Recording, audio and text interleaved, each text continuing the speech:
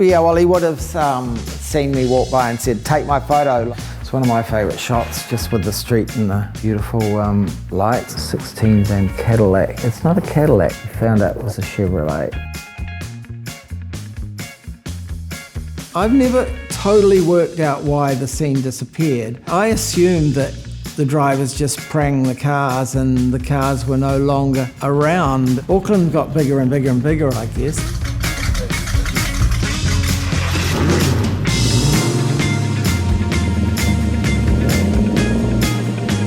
I was quite a conservative student in that I was going through my born-again phase, and they said, well, if you're a Christian, we'll show some social concern for God's children, you know.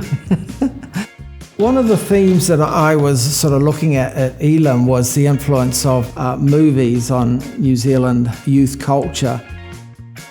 And of course, American graffiti was reflected very clearly in Queen Street.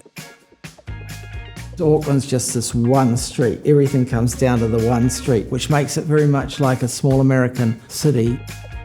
You couldn't get Levi jeans unless your parents travelled overseas.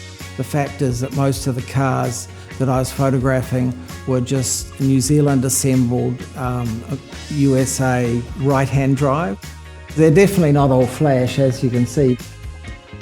There's a cross-section of people. There's the sort of car club people with enough money to make their cars real good, and there's the guys who are working on a car and want to go into town that night, so they screw the seats back in. There must be a lot of unwarranted cars. The guys who own the V8's would refer to any smaller car as a toy. I used to drive a Morris Minor myself at the time, so I would park it in a back street because I considered it to be a blemish on the beauty of Queen Street. Because everything changed when this happened on the hot rod. Instead of being the weird guy from art school, I became sort of a messenger from God. The picking up a camera undoubtedly comes from my older brother. He sold me the Minolta that's used here. After the Minolta, I mainly used OM1s. I went through two of them, smashed them to bits eventually. When you're shooting photography, often you're only getting one photo you like in a film, whereas if you're at Queen Street every week and the lighting's essentially the same and there's not many risk factors with the taking of the photos, you get a far higher hit rate.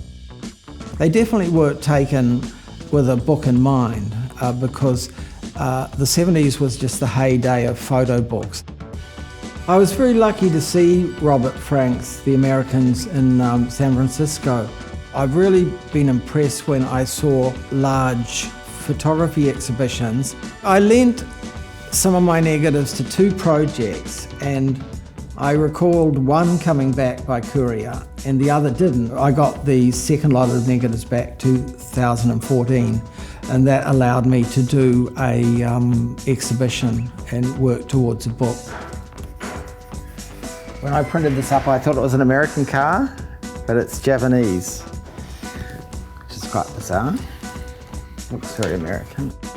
And the other thing about American graffiti is if you watch the making of American graffiti, the movie company did not want to release it because basically nothing happens, you know.